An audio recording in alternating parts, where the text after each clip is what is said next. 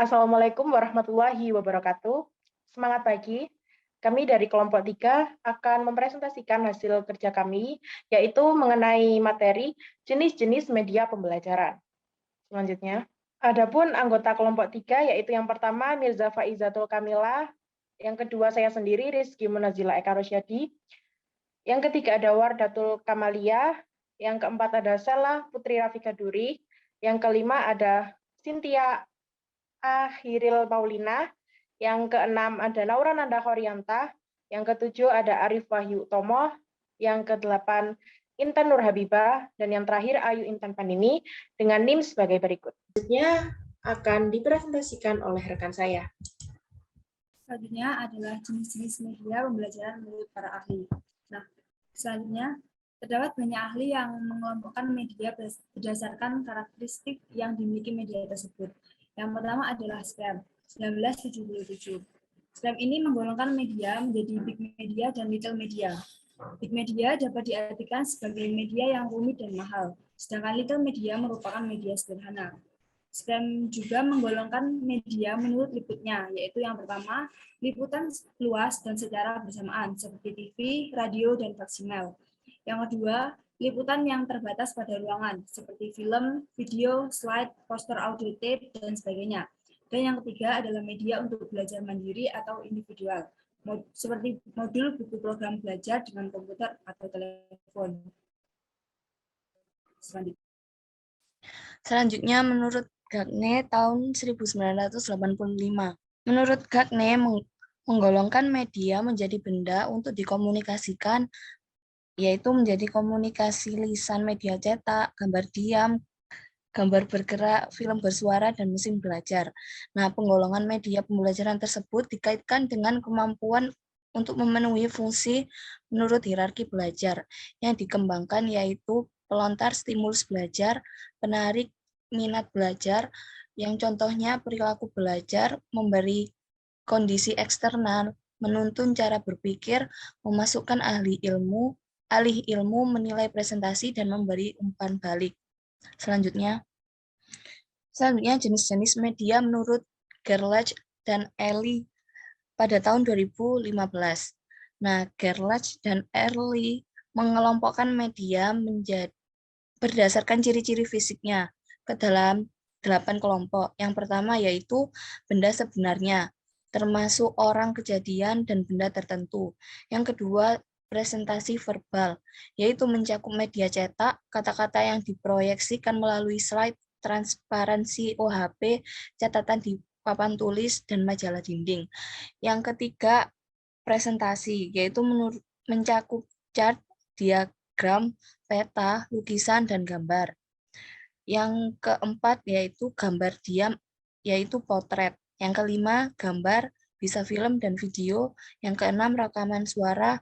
Yang ketujuh, pengajaran terprogram. Dan yang terakhir yaitu simulasi atau peniruan situasi. Selanjutnya, menurut Ibrahim tahun 2004, Ibrahim mengelompokkan media berdasarkan ukuran serta kompleks tidaknya alat perlengkapan ke dalam 5 kelompok, yaitu yang pertama, media proyeksi 2 dimensi, yang kedua media tanpa proyeksi 3 dimensi, yang ketiga media audio, yang keempat media proyeksi yaitu televisi, video, komputer, dan yang kelima grafik yang berupa grafis gerak.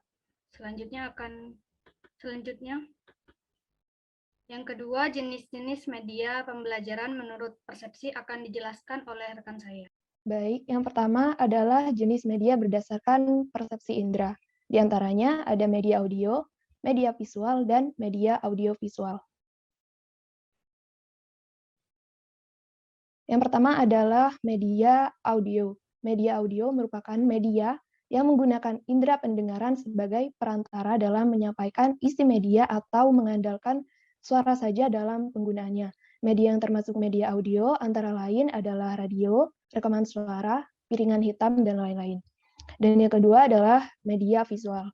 Media visual merupakan media yang menggunakan indera penglihatan sebagai perantara dalam penyampaian isi media. Media visual ini terbagi menjadi media 2 dimensi dan media 3 dimensi. Contoh media yang termasuk ke dalam media 2 dimensi adalah media grafis. Sedangkan contoh media 3 dimensi adalah globe, timbul, maket, hewan, tumbuhan, dan lain-lain.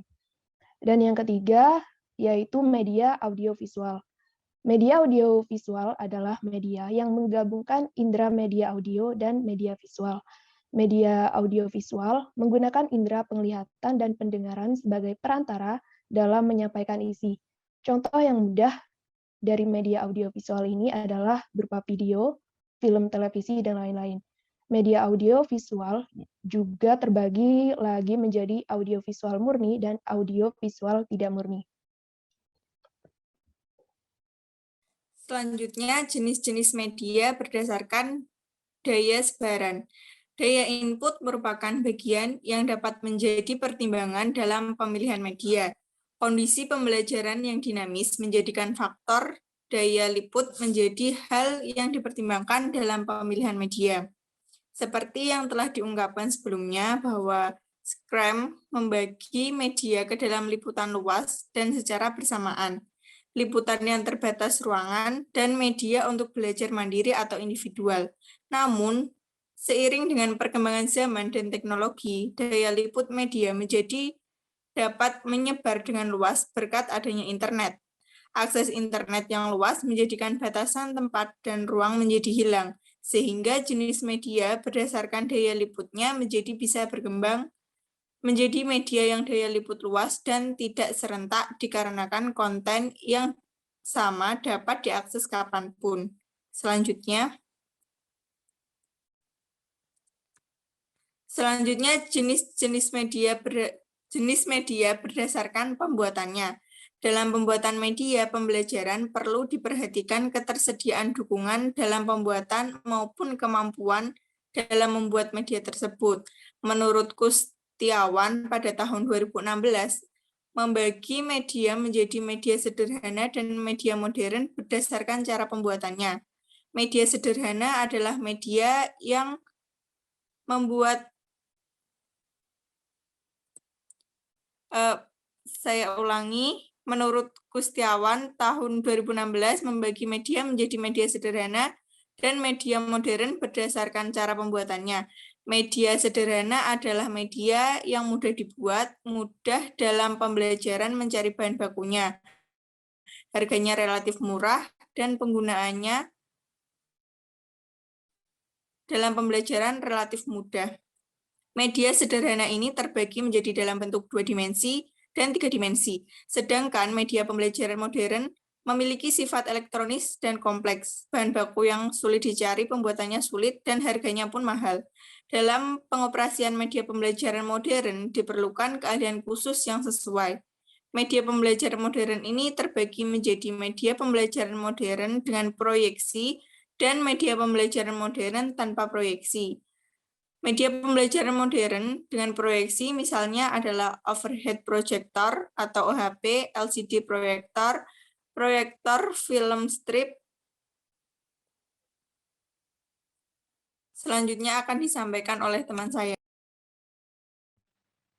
Selanjutnya ada contoh media pembelajaran modern tanpa proyeksi. Yang pertama ada televisi, handphone, komputer atau laptop. Pembuatan media pembelajaran harus disesuaikan dengan keadaan yang dialami oleh masing-masing pembelajar. Dengan berkembangnya zaman, tentu media pembelajaran modern itu menjadi media yang sebaiknya digunakan. Namun, kondisi di lapangan yang berbeda membuat masih tetap dibutuhkan. Selanjutnya, yang D, jenis media berdasarkan cara penggunaannya.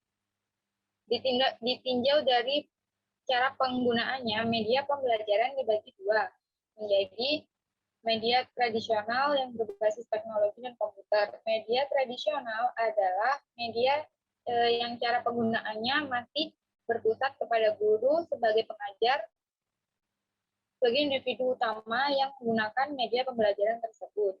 Media tradisional ini mencakup media yang digunakan dalam kelas, laboratorium maupun di luar kelas seperti jangka, peta, rangka bangun ruang, dan lain sebagainya.